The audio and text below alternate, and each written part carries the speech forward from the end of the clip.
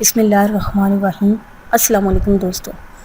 آج کی اس ویڈیو میں ہم جس موضوع پر بات کریں گے وہ ہے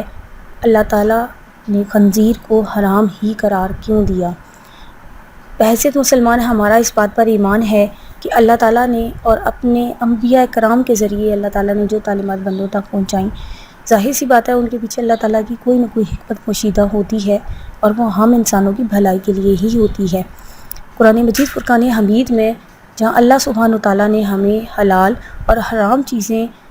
کے درمیان فرق واضح کر دیا ہے، تو وہیں پہ ہمیں یہ ترغیب بھی بار بار دی گئی کہ ہم حلال چیزوں کی طرف جائیں، نہ کہ ہم حرام چیزوں کی طرف جائیں، اور ہمیں ایسے ایسے واقعات سنائے کہ ہم حرام چیزوں سے پرہیز کریں۔ ناظرین کرام، اکثر سوشل میڈیا پر ہم اسلام دشمن عناصر کی طرف سے مسلمانوں کو ہمیشہ تنقید کا نشانہ بناتے ہی دیکھتے ہیں، اور مسلمانوں سے ہمیشہ وہ یہ سوال کرتے ہیں کہ آخرکار جب خنزیر کو حرام ہی قرار دیا جانا تھا تو اللہ تعالیٰ نے خنزیر کو پیدا ہی کیوں کیا۔ ایسے ہی سوالات ہم بہت سارے اسلامی مسلمانوں اور بہنوں اور بھائیوں کے دماغ میں بھی ہوتے ہیں، تو آج ہم اسی پہ بات کریں گے۔ اللہ تعالیٰ نے اس دنیا میں جتنی بھی مخلوقات پیدا کی ہیں، ظاہر ہے اللہ تعالیٰ کی اس میں کوئی نہ کوئی حکمت پوشیدہ ہے۔ اللہ تعالیٰ نے بہت سارے خطرناک جانور بنائے، لیکن ان جانوروں کے زہر سے بہت ساری دوائیاں بنائی جاتی ہیں جو انسان استعمال کرتے ہیں۔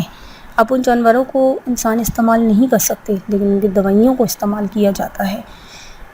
اب آتے خنزیر کی طرف کہ اللہ تعالیٰ نے اس جانور کو کیوں حرام قرار دیا ہے اور اس کی تخلیق کے پیچھے کون سا راز پوشیدہ ہے،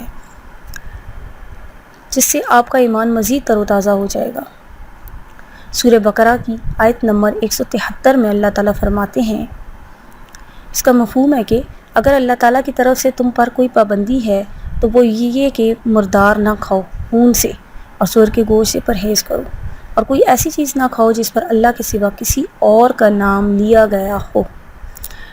ناظرین کرام، اب اس آیت کے مفہوم سے یہ چیز واضح ہے کہ ہمیں کوئی ایسی چیز استعمال نہیں کرنی جس پہ اللہ تعالیٰ کا نام نہ لیا گیا ہو۔ نعوذ باللہ غیر اللہ چیزوں کا نام لیا جائے اگر، تو ان چیزوں کو استعمال نہیں کرنا چاہیے۔ خنزیر ایک ایسا ہی جانور ہے جو غلاظت کھانے کے علاوہ بعض حشرات اور کیڑے مکوڑے بھی کھاتا ہے، زہریلے کیڑے مکوڑے کھاتا ہے، حتیٰ کہ خنزیر ایک ایسا جانور ہے جو اپنی ہی جینڈر کا فضلہ بھی کھاتا ہے۔ حقیقت میں یہ زمین کو غلاظت، کوڑا اور فضلات سے پاک کرنے والا جانور ہے۔ یعنی خنزیر کی مثال ایسی ہے گویا یہ زمین کا قدرتی ویکیوم کلینر ہے، اور اسے پیدا کرنے کا مقصد صرف اور صرف زمین کو پاک صاف رکھنا ہے۔ یعنی زمین پہ اگر کوئی کوڑا، غلاظت، ایسے بہت سارے اور بھی طریقے ہیں اس کو پاک صاف کرنے کے،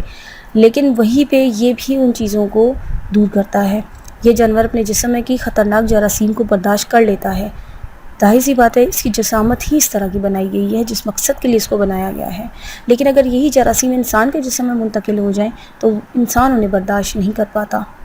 اس بات کی تصدیق یہ ہے کہ آج ہزاروں سال بعد میڈیکل سائنس اس بات کا اعتراف کر چکی ہے کہ خنزیر کا گوشت انسانی صحت کے لیے انتہائی مضر ہے،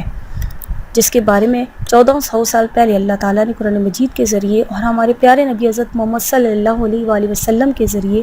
ہمیں آگاہ کر دیا تھا۔ تو دیکھا ناظرین کرام آپ نے کہ کس طرح سے ایک چیز ایسی جو ہمیں بظاہر نظر آ رہا ہے کہ حرام ہے، اس کے پیچھے ہم اس کا مقصد جاننے کی کوشش نہیں کرتے، اور جب مقصد جاننے کی کوشش کرتے ہیں تو ہمیں وہ مقصد نظر آتا ہے کہ جس پہ ہم صرف یہی کہہ سکتے ہیں سبحان اللہ۔